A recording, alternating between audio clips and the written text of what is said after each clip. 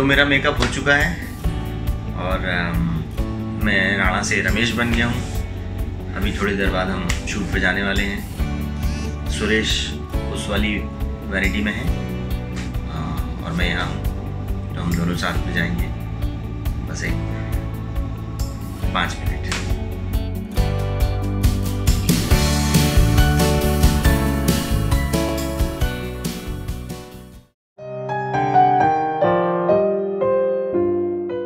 मेरा नाम राणा प्रताप सेंगर है। मैं एमपी जबलपुर से हूँ और जबलपुर में एक छोटा सा गांव है मड़ई। तो मैं बहुत बिल्कुल गांव से हूँ और गांव से बम्बई तक का सफ़र आसान नहीं है। 17 घंटे लगते हैं और तकरीबन 1000 किलोमीटर का ये फासला है। तो यहाँ से वहाँ तक आना बहुत मुश्किल काम था। खैर तो मेरा सफ़र ऐसे स्टार्ट हुआ कि मेरे घर के पीछे एक बहुत बड़ा उसका पेड़ है पीपल का। उसके बाजू में एक छोटा सा घर है। वहाँ पे एक दिन मुझे हारमोनियम और ढोलक की आवाज़ सुनाई दी। मैंने अपनी अम्मा से पूछा कि अम्मा ये ढोलक और हारमोनियम कैसे बज रहे हैं? तो उन्होंने बोला नौटंकी चल रही है। ये आपको मजाक लग सकता है कि नौटंकी चल रही है, लेकिन वाकई वहाँ नौटंकी की रिहर्सल चल रही थी। बारिश के दिन थे तो मेरे ताऊ जी के बेटे हैं, वो वहीं रिहर्सल में जा रहे थे। तो मैंने पूछा कि मैं भी चलूँ क्या? बोले हाँ चलो। हम लोग साथ में गए, रिहर्सल देखी। चूँकि हम वहाँ पे मालगुजार हैं वहाँ के पूरे मड़ई के। मेरे ताऊ जी 2 गांव के सरपंच रह चुके थे, तो इज़्ज़त काफ़ी थी। तो उन्होंने पूछा कि भाई तुम भी करोगे नौटंकी? मैं डर गया कि मैं करूँगा कैसे। तो उन्होंने बोला गाना गाना पड़ेगा। तो गाना तो ऐसा था कि बचपन में बहुत गाए हैं मैंने, फिल्मों के गाने, और चाहे वो लोरी हो, चाहे फोक हो जबलपुर का, एमपी का, बुंदेलखंड का। तो वो सारी चीज़ें मेरे दिमाग में रहीं और मैं गाता रहता था। तो उन्होंने एक कुछ बुक पकड़ाई। उन्होंने बोला कि ये गा के दिखाओ, बताओ। मैंने बोला पहले आप गाइए, फिर मैं उस हिसाब से पकड़ लूँगा। उन्होंने गा के बताया और मैंने उसको बिल्कुल हूबहू कॉपी कर दी। उनको अच्छा लगा। उन्होंने ठीक है कल से आ जाना। मैं कल से रिहर्सल पे जाने लगा। तो उसमें एक नाटक में, नौटंकी में ऐसा एक सीन आता है कि माँ बाप जो हैं वो बेटे को आरी से काटते हैं, और जैसे ही वो सीन आया तो जब वो आरी से काटने लगा तो मेरी माँ बेहोश हो गई। उनको लगा कि मेरे बेटे को काट रहे हैं। तो वहीं पे नौटंकी रुक गई। मेरी माँ को समझाया कि अरे नहीं, वो नकली वो है और आरी से काट रहे हैं और तुम्हारा राणा ज़िंदा है, तुम देख लो चाहे तो जाके। तो जब मैं बाहर आके मैंने बोला कि अम्मा मैं ज़िंदा हूँ, बिल्कुल चिंता मत करो। तो उनको होश आया, फिर उन्होंने पूरी नौटंकी देखी। खैर वो नौटंकी का एक सफ़र पूरा हुआ। किसी ने बोला अरे तुम्हें तो रामलीला में काम करना चाहिए, तुम तो अच्छा करते हो, गाते वाते हो। तो खैर एक दिन मैं गया रामलीला जहाँ रिहर्सल हो रही थी। तो मेरे एक भाई साहब हैं शैलेंद्र त्रिवेदी जी, तो उन्होंने बोला कि चलो मैं चलता हूँ तुमको लेके। तो मैं उनके साथ गया, रिहर्सल हो रही थी। तो उन्होंने बोला करोगे रामलीला? मैंने हाँ ज़रूर करूँगा। खैर लक्ष्मण का रोल किया मैंने। एक दिन लक्ष्मण बना हुआ था, तो क्या देखता हूँ कि सामने से मेरी माँ जो है थाली में फूल और माला और नारियल वगैरह लेके आ रही। अब मुझे लगा ये माँ मेरे पैर पड़ेंगी और मैं बड़ा गुस्सा हो जाऊँगा। तो खैर वो आई और उन्होंने पहले राम के पैर पड़े, सीता जी के पैर पड़े, फिर मेरे पास आई तो मैंने पैर अपने पीछे कर लिए। तो मैंने बोला अम्मा तुम जाओ, मैं यहाँ लक्ष्मण बना हूँ। तो माँ ने बोला अरे तुम भगवान बने हो अभी। तो उन्होंने मेरे पैर आगे खिसकाए और उन्हें मेरे ऊपर फूल माला चढ़ाई, नारियल वारियल फोड़ा, वो सब हुआ। मैं बड़ा गुस्सा हुआ। मेरे लिए तो वो माँ है ना, मैं तो एक एक्टिंग कर रहा था। उनको लगा ये भगवान है, तो लक्ष्मण है। खैर दूसरे दिन मैं घर में गया, फिर मैंने अम्मा से बोला अम्मा अब नहीं आना, मैं लक्ष्मण यहीं बन जाऊँगा, आप नहीं आना, आप वहाँ पैर वैर मत पड़ना। कहते अच्छा ठीक है हम नहीं आया करेंगे। ये रामलीला करने के बाद फिर मुझे किसी ने बोला कि भोपाल जाओ, वहाँ पे एक हबीब तनवीर साहब। तो साहब मैंने नाम सुना था नहीं सुना था, उनका एक नाटक देखा था चरणदास चोर, काफ़ी साल पहले जबलपुर में हुआ था। मैंने देखा तो अच्छा लगा मुझे। तो मैं वहाँ से निकला जबलपुर से। सबको बड़ा ये था कि राणा बहुत बड़ा बनेगा, अच्छा काम करेगा, और इस आशीर्वाद से मैं निकल ही रहा था कि रास्ते में मेरे ताऊ जी के बेटे हैं, वो अब नहीं रहे। तो उन्होंने बोला कि राणा जा तो रहे हो जबलपुर से, अब जबलपुर तभी आना जब आधा जबलपुर तुमको स्टेशन लेने आए।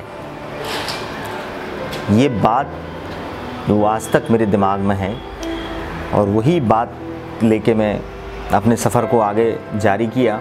फिर मैं भोपाल आया, हबीब साहब के साथ मैंने काम किया। तो 2005 के बाद फिर लगा कि अब बम्बई की तरफ रुख करना चाहिए। परिवार को छोड़ के जाना आसान नहीं था। मेरे से बड़े 5 भाई, भाभियाँ, बहुत सारे बच्चे, माँ बाप, बहन, तो तब भरा पूरा परिवार छोड़ के, वो एक शेर है ना कि क्या क़यामत है, क्या मुसीबत है, किस का अरमा है, कह नहीं सकते। तो क्या चाहिए था मुझे खुद नहीं मालूम। तो मैं जैसे तैसे माँ को छोड़ के आना, मतलब ठीक है, अब कुछ पाने के लिए कुछ खोना पड़ता है। तो मैं 2000 बम्बई में आया, 2005 में आया। तो स्टेशन में मैंने दोस्त को फ़ोन किया कि भाई मैं दादर आ गया हूँ, मुझे लेने आ जाओ। तो बोलते हाँ तू रुक वहीं पे, मैं आता हूँ। तो मीरा रोड से दादर जाने में 1 घंटा लगता है, वो 2-3 घंटे में आया। तब तक मेरी जो टिकट थी वो एक्सपायर होगी, मतलब आप 2 घंटे से ज़्यादा गुजार नहीं सकते हो प्लेटफॉर्म पे। तो साहब पहले ही बोहनी हो गई मेरी, मतलब बम्बई में, कि जैसे हम निकल रहे थे प्लेटफॉर्म से कि टीसी ने पकड़ा, बोलते टिकट, मैंने ये अभी आया हूँ वहाँ से जबलपुर से, बोलते आपको आए तो 2 घंटे हो गए, तो मतलब एक्सपायर हो गई है। तो वहीं एक 200 रुपये की एक नेंग लग गया बम्बई में। तो 200 रुपये का जो नेंग था, तो मैंने वहीं ठान लिया कि इसका मुझे सूद समेत वापस करना है बम्बई से। तो साहब बम्बई में रहे, आए तो जब मुझे लगा कि अरे 2-4 लोग हैं, आराम से रहेंगे। जब मैं आया तो 2 BHK में 10 लोग रह रहे थे। मुझे लगा 10 लोग में मैं कहाँ सोऊंगा, कहाँ कैसा रहेगा। अब 10 लोग थे तो थे। तो पता चला आते ही साथ मेरे दोस्त ने बोला कि हाँ भाई वो आटा मारो और रोटी बनानी है रात को। मैं ठीक है। तो मुझे लगा मजाक कर रहा है, मतलब मजाक नहीं कर रहा है, आटा मारना है। तो मुझे लगा यार ठीक है, मतलब एक दिन का काम हो गया। तो भाई ये तो रोज़ का काम हो गया कि रोज़ मुझे ही आटा मारना है और 10 लोग के लिए रोटी बनानी है और खाना बनाना, ये सब है। तो मुझे लगा मैं यहाँ खाना बनाने आया हूँ, मैं कुछ और काम करने आया हूँ। तो फिर मैंने तय किया कि नहीं, सुबह जल्दी उठना है, दुनिया इधर से उधर हो जाए, मुझे 8 बजे उठना है, मुझे अपना योग करना है और 11:15 की जो भाईंदर से बनती थी ट्रेन वो पकड़नी है, मुझे अंधेरी जाके टच करना है किसी तरह। तो साहब तकरीबन 3 साल कंटिन्यू कोई भी नागा नहीं छोड़ता, मैं संडे को भी जाता था और रोज़ 11:15 की जो ट्रेन पकड़ता था। खाना नहीं खाता था क्योंकि उतने सवेरे खाना नहीं खाया जाता था। और खाना खाने का मतलब है कि अगर आप खाना खा के जा रहे हो तो आप 10 लोग के लिए खाना बना के जाओगे। तो ये बस की बात नहीं थी। खैर तो वो 2-3 साल के, तो ये इत्तेफाक की ये अच्छी बात थी कि 2006 में मुझे कैडबरी 5 स्टार का वो ऐड मिल गया था। तो वो ऐड मिला तो मुझे लगा ठीक है, एक ऐड मिला है, चलेगा, बंद हो जाएगा, उसमें क्या है। कभी कभी होते ना किसी की ज़बान लग जाती है। तो वो जो सिप्पी साहब जो थे डायरेक्टर थे, जिन्होंने पहला ऐड बनाया था, तो उन्होंने बड़े ऐसे ही पता नहीं उन्होंने क्या सोच के बोलते कि राणा दुआ करो कि इसके 10 ऐड बनेंगे 5 स्टार के। तो हमें लगा कि बात मजाक में हो गई है, लेकिन उनकी ज़बान ऐसी थी कि 10 के वो आज वो 200 हो गए हैं। और डिजिटल हमने तकरीबन कुछ नहीं तो 250-300 के करीब हमने डिजिटल एड्स कर चुके हैं। ऑडिशन चल रहा था श्री जी में, तकरीबन 5 दिन ऑडिशन चला, 600 लोगों ने ऑडिशन दिया। पहले दिन जब मैं ऑडिशन में गया तो जो सिद्धार्थ जो ऑडिशन लीडर था उसने मुझे देखा, बोलता अबे तू फिट नहीं है, तू जा। मैं आ गया घर, मुझे लगा यार मैं फ़िट क्यों नहीं हुआ वहाँ पे। मैं दूसरे दिन फिर गया, मैंने कहा कि वो ऐड का ऑडिशन, बोलता है तेरे को मना किया था ना, तू फिट नहीं है, तू जा। 2 दिन हो गए, मैं फिर आ गया घर।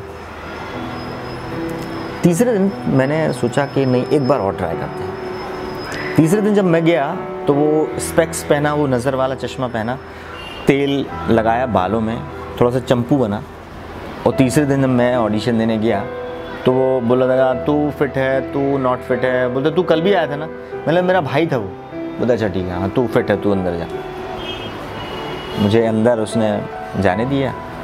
तो अब वो सबको इंस्ट्रक्शन दे रहा है कि ब्रीफिंग कर रहा है कि कैसे ऑडिशन देना है।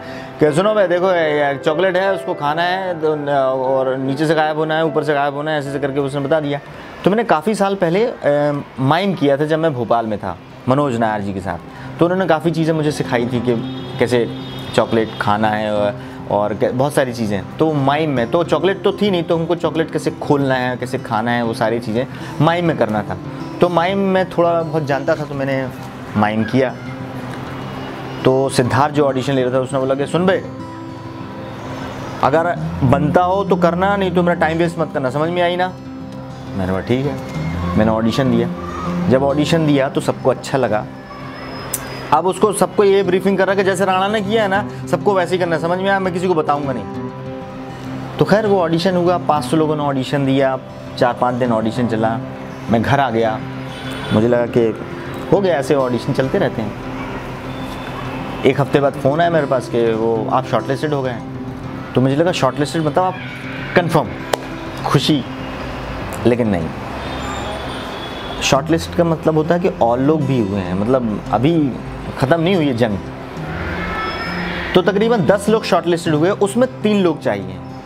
तो साहब पता नहीं कौन सी छन्नी लगाई उनने, वो छन्नी में वो 3 लोग टपके, उसमें से एक मैं था।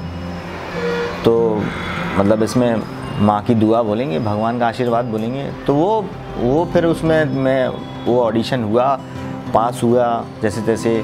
फिर एक दिन ऑफिस में गए, उन्होंने कॉस्ट्यूम पहनाई, विग लगाया, सब कुछ देखा, बोलते हाँ ठीक है, कुछ रिहर्सल कराई। तो वो फिर वो हुआ, तो 3 लोग चलते थे। तो 2-3 शायद 3 या 4 ऐड वो बने जिसमें 3 लोग थे। फिर इंट्रोडक्शन हुआ रमेश सुरेश का। तो वो तो खैर वो दिन है और आज का दिन है, तो वो 5 स्टार ने स्टार बना दिया, ऐसा है। कोई एक शेर है कि मंजिल मिल ही जाएगी भटक कर ही सही, गुमराह तो वो हैं जो घर से निकले ही नहीं। तो मैं घर से निकल गया। तो मैं तो यही कहूँगा कि एक बार आप प्रयास करें।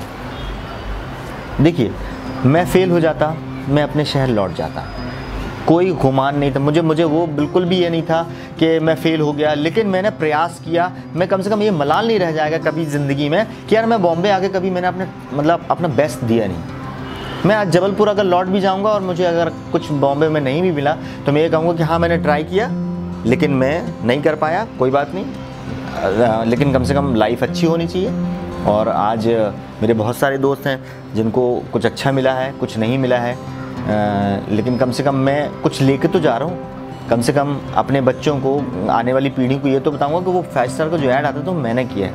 मेरे लिए इतना है, कम से कम इतना नहीं है कि मैं नील होके जा रहा हूँ यहाँ से बॉम्बे से। ट्राई करने में कुछ नहीं आता, ना पैसा लग रहा ना कुछ लग रहा, लेकिन एक बार ट्राई करने में आपको ये समझ में आया कि हाँ यार मैं गलत जगह, आप गलत जगह, आपको अच्छा, ये एक अच्छी बात है कि प्रयास करने में 2 चीज़ें हो जाती हैं। एक तो पता चल जाती है आप गलत जगह ट्राई कर रहे थे, या तो ये पता चलेगा बिल्कुल सही जगह है यार। तो ये दोनों चीज़ें पता चल जाएंगी। तो एक बार प्रयास करिए, हो सकता है अगला कैडबरी 5 स्टार आप लोग करें। Thank you.